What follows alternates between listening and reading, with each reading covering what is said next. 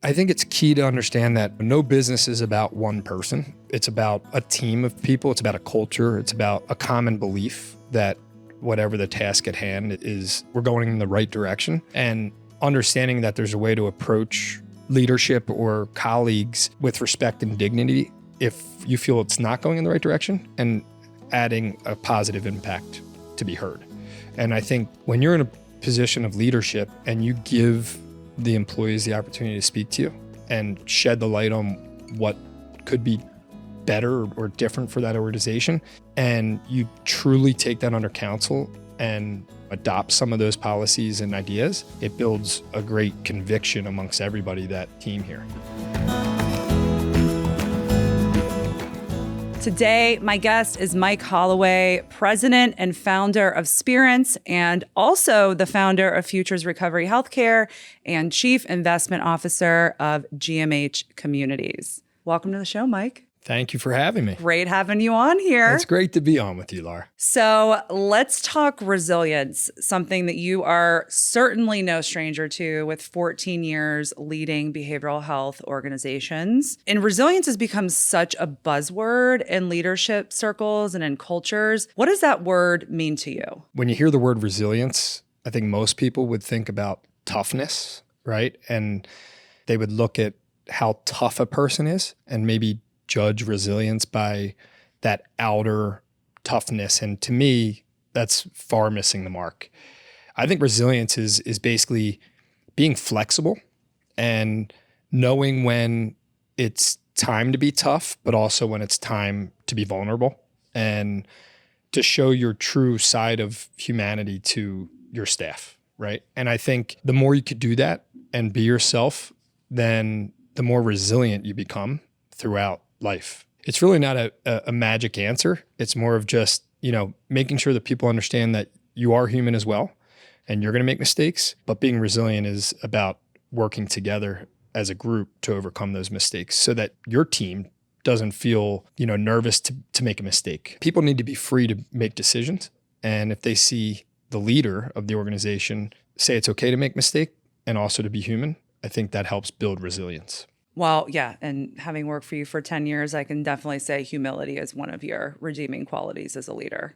Thank you. Having that. So talk about your journey in learning what you just shared, right? Like how to be vulnerable, how to model that for the people that you manage and the companies that you build. I mean, were you just born that way out of the gate?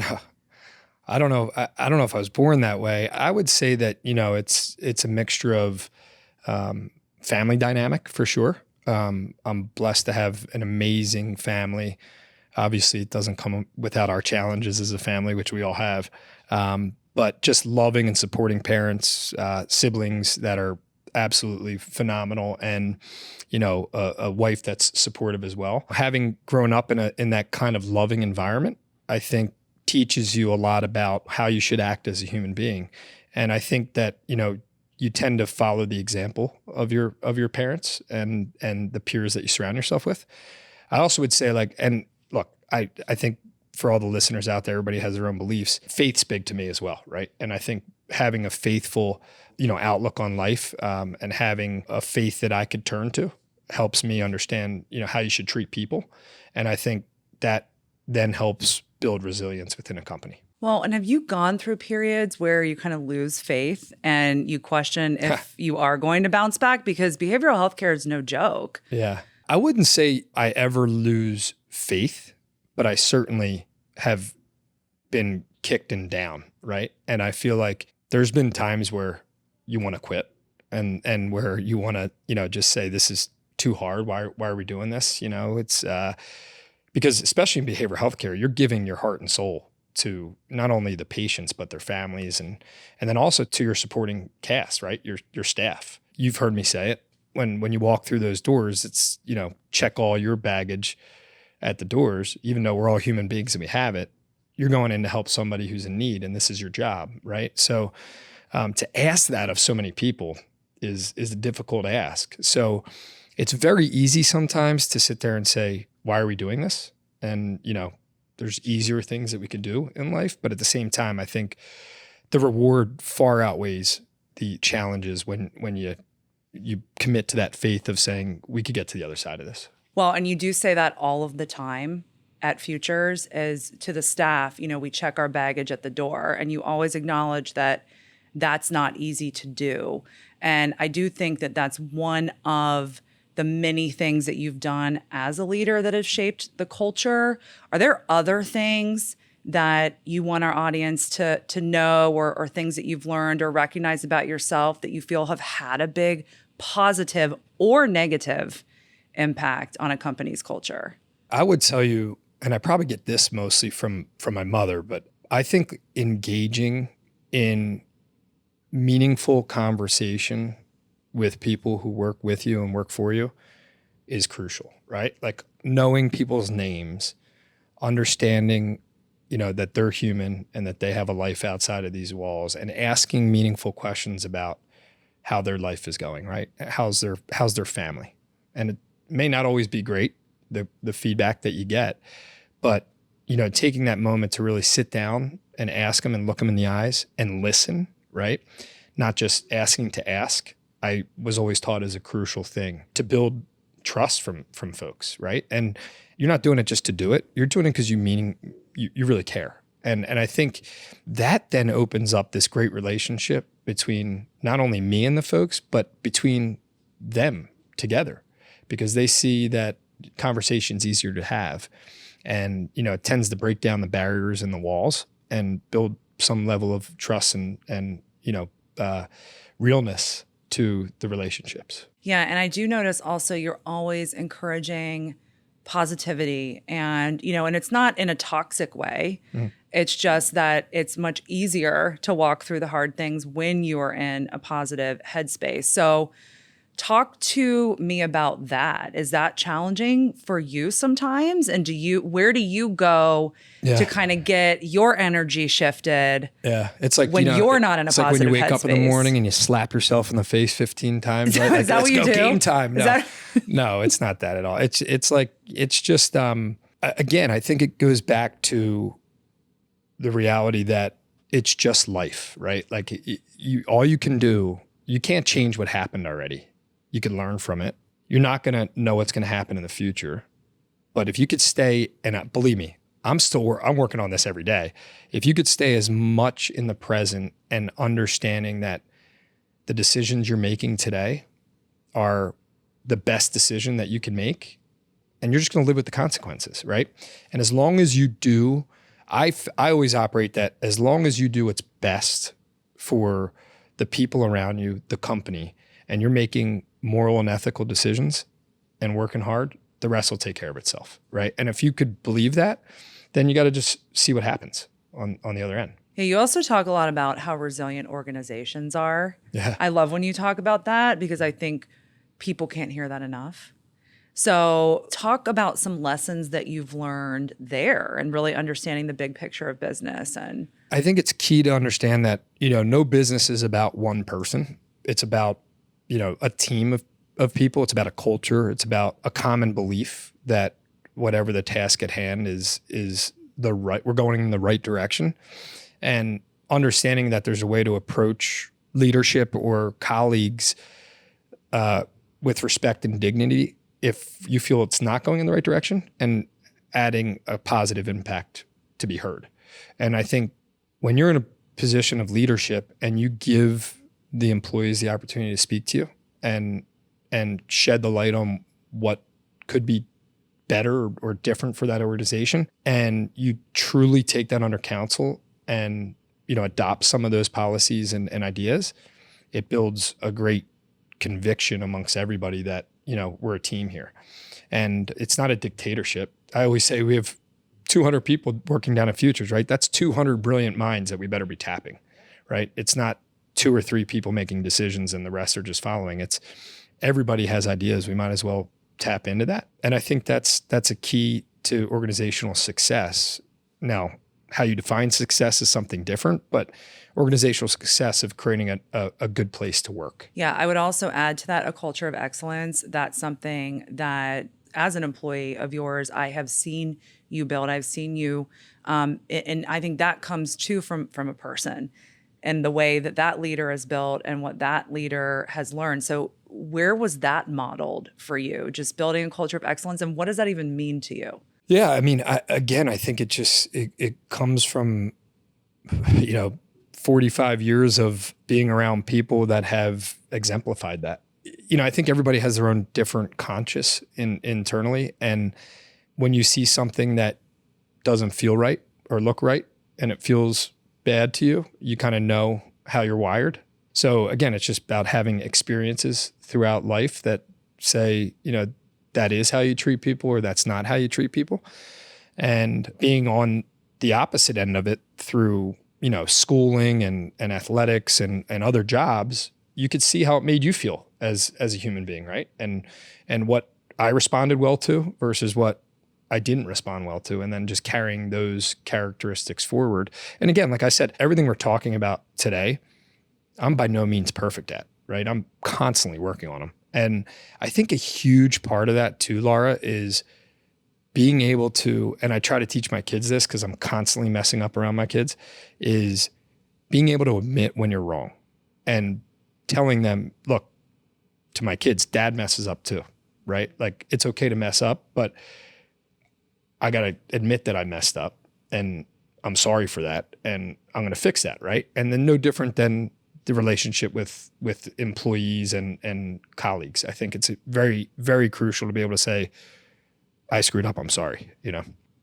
Well, yeah, I mean, you definitely hold yourself to a high standard, both as a human being and as a professional. And you also care as a professional, and that can get heavy. Sure. So how do you stay balanced? I mean, how do you, like when you're feeling the weight of things, if a situation is happening at work or at home or at the same time, what grounds you, what keeps you balanced that you can share with our audience? Yeah. I mean, I have a couple things. As of late, last 2-3 years, and you were one of the, I would say, catapults towards this is I see a therapist. I go talk to somebody once a month, and it's phenomenal. I never did that in my life ever. Yeah.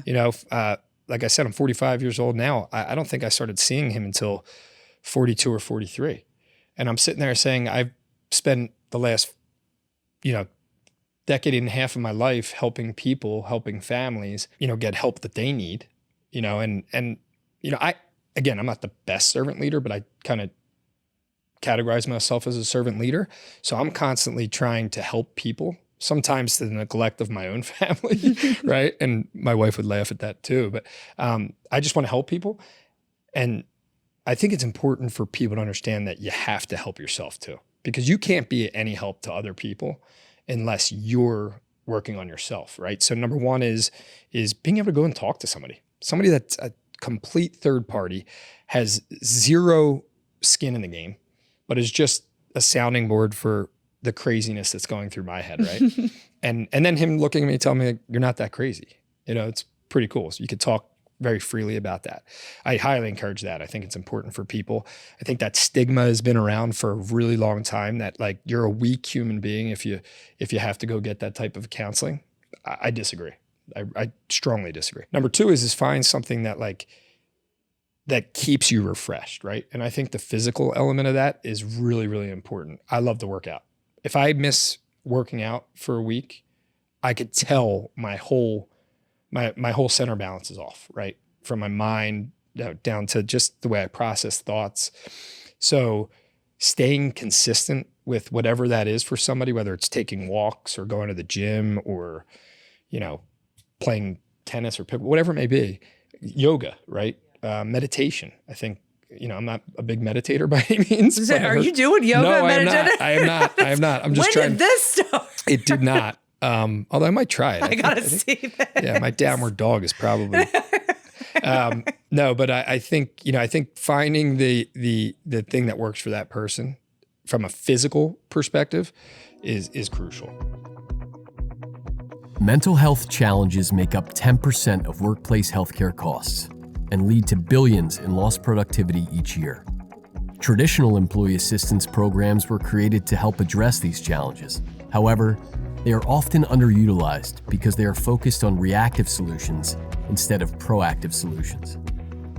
That's why we created Spirence, to prioritize mental wellness in order to prevent mental illness. Spirence's science-backed platform offers an extensive and continually growing library of mental health courses, crafted and delivered by clinical experts. The platform also features live events, interactive coaching, on-demand support tools, and dedicated support for managers. Our approach results in over 800% higher utilization than traditional EAPs. The world is moving towards proactive care, and Spirence is leading the way. Spirence, the future of workplace mental health. Well, and then you touched on family and work-life balance. How have you managed that? Because, we mentioned you are the founder of Spirence, president of Spirence. You are the founder of Futures Recovery Healthcare, chief investment officer of GMH. And under that umbrella is multiple other companies not even mentioned. Yeah. So how do you juggle it all and how do you prioritize? Because I think that could be really helpful for people to hear tips on that. It's not easy. I mean, I don't think I have an answer for anybody that's going to be this magic wand, but I will tell you that I have a boy who just turned 16. He got his driver's permit. And I have a daughter who's 14. They're 19 months apart. And I got a lovely wife, married almost 18 years now. I would say that I have not always put them first. And I think that over the last few years, I've really tried to do that. So first and foremost, like my family is first. And I rarely miss games for my kids. I make that at a point. So if I have to work when they're in bed at night and do some things to do that, I'll just do that, right? Or if I have to get up earlier to get stuff done. But being there for them during those sporting events is important to them and it's important to me. Not saying I make everything, but I do my best to make that a part. And then, just trying to understand that work is about obviously being a great example for the people you work with, but also understanding that the people you work with can carry some of that bag, right? So it's you can't do everything yourself. You can't be the one and all for organizations. That's why you have a team, right? So it's being able to delegate and believe in your team and giving people the full reign and control to make decisions and mess up, right? And learn from those things and move on together. So it's not a perfect thing. It's something that I'm still working on. I think another thing too, Laura, which I find some weeks I do it and some weeks I don't, and I'm much more productive on the weeks that I do it, is planning ahead for the week, right? Is getting up, maybe it's on a Sunday evening or a Monday morning, fresh cup of coffee, and looking at the entire schedule and understanding, okay, this is where I have to be there for my kids and my wife, right? And these are the crucial meetings I need to be a part of, and planning around that. So you're not going to bed every night trying to hodgepodge it together and stress. And now you're moving your schedule the next day completely. So those are some of the little things that I'm trying to work on. But I got a far way to go. Yeah, I will say though, you model that really well as a leader. Is putting your family first. You've always said that too. Maybe if you weren't doing it, obviously you would know that. We wouldn't know that.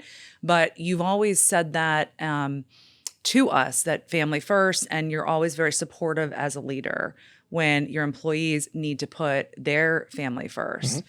So, that's definitely something I thought that our listeners could really learn from you, kind of the magic behind how you do it, because although it might be a moving target for you and feel that way for you, it does translate to your culture. Well, I appreciate that. And I think like I pick it up from other people too, right? So whereas you're saying, I do a decent job of emulating that to folks that work with me, I'm picking that up from other people. I'm picking that up from folks that I work with and I see, a little bit. So it's not me that's defining this magic, as you call it. There is no magic. It's just kind of learning from each other, right? And trying to figure out how we all could help each other with different ideas and thoughts on how to be that way.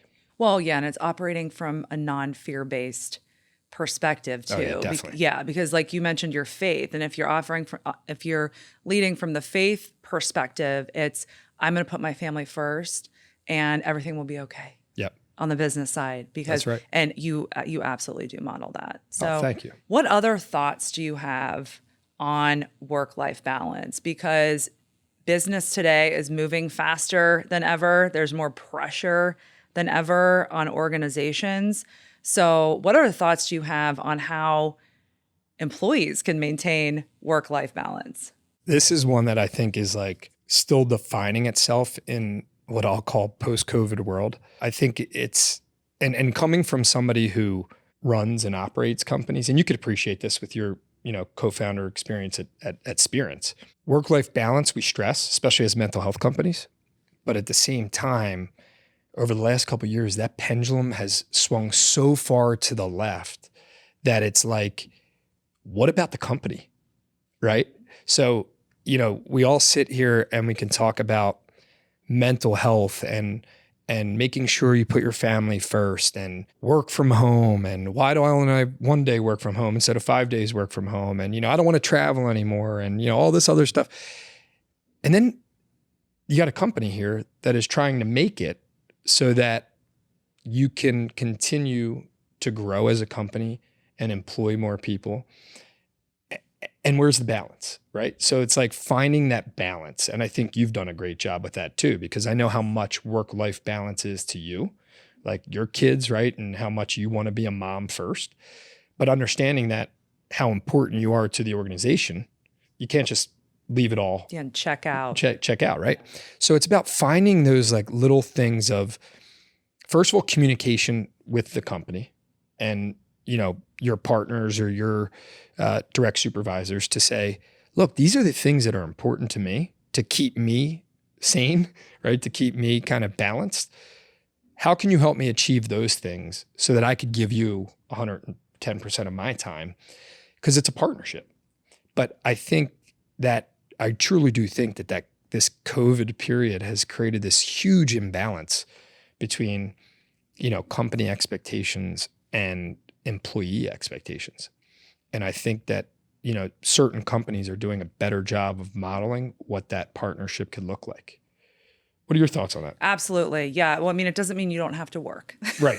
Right. And that's just really tough, especially in the younger generations. They are attracted to the seemingly easier professions. Like there's some research study that shows that like 70% want to become content creators, which is fine. But that there's a freedom in that. Oh, great. Tell them to come work for Spirence. People really, hey, exactly. That's perfect. Come on, we'll take all of you. Yeah. But no, I think to your point, it's about mindfulness. Right. And just being mindful every day about the priorities. And it's such a cliche, but it's so true of working smarter instead of harder. It's like easy to get stuck in a hypervigilance of where you're just working to work.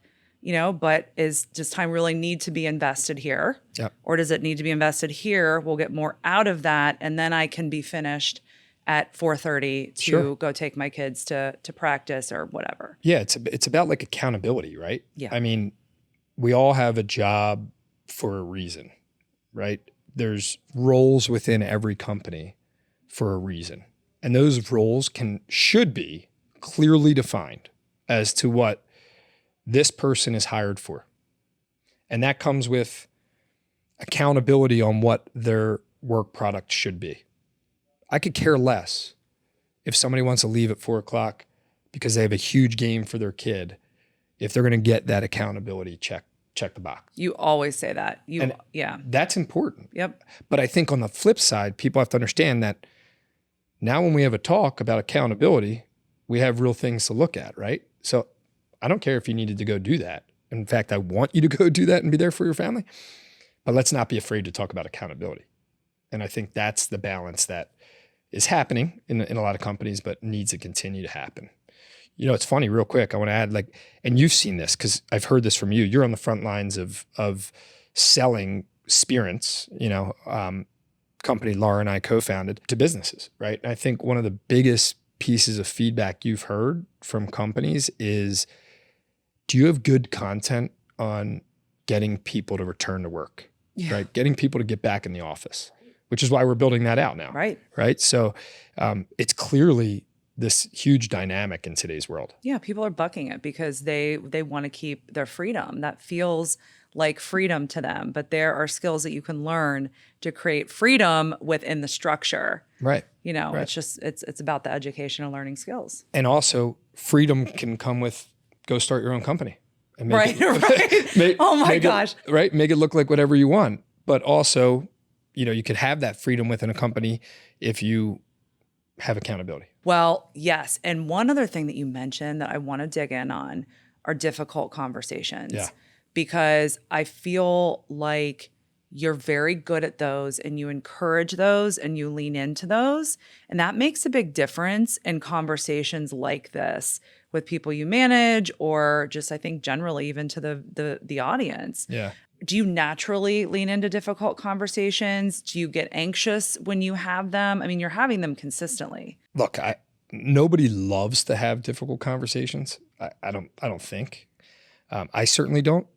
I don't shy away from them because I feel like the quicker you have those conversations, the better it is for both parties. I also find that most of the time, the person you're approaching wants to have that conversation anyway. They just don't know how to. Exactly. Right? So, where did it come from? I think it's just from experiences of having them.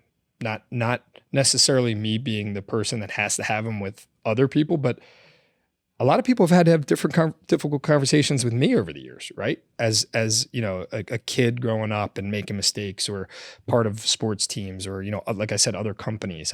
I've had difficult conversations with my father over work, right? And I think he's taught me that way of how to approach it, not in a demeaning way, but in a way of like, look, these are the facts. Like, we're talking about facts. This isn't about how I feel about you as a person. This isn't personal, but let's lay out the facts, right? And I think if you could get your head around that, and again, like, I hate to bring up Spirence again, but like the content, I was going in a difficult conversation a few months ago, and I actually watched. Do you remember? Was it Jen Goggins? I'm trying to think who it was. Well, Dan does one. Was it Dan? Yeah, his was so good. Yeah. So it was Dan, and it really helped me prepare for that, right? But that's a great example of using tools, right? Right. We're not out here on our own. We're part of a team, right? So like, why not use resources to try to, help things like difficult conversations? Well, right, because people avoid them otherwise. Sure. Because to your point, they don't know how.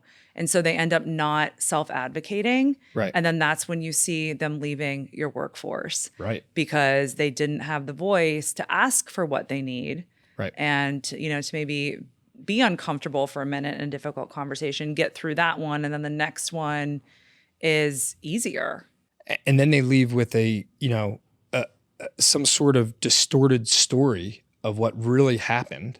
Yeah. Versus just having the conversation and figuring out a common path forward. Well, yeah, the anxiety causes the distortion, though. Right. So it's just this difficult circle for people. Yeah. Because, if you're not present in that conversation, you're literally not present in that conversation. That's what happens to a lot of people, I think, when they go to have a hard conversation in the workplace. Absolutely. Or they don't do it at all. Right. And then it just snowballs into a bigger effect. Yeah, absolutely. But I think it's a major point right now in terms of the two things we just hit, right? Work-life balance. It absolutely is important, but it's got to be a give and a take for both the company and the person, and difficult conversations. I think those two, if there's two takeaways from this episode, I would say like those are things that we all can constantly work on, right? And constantly learn from each other, find unique tools, and try to better ourselves that way, because I think that'll go a long way.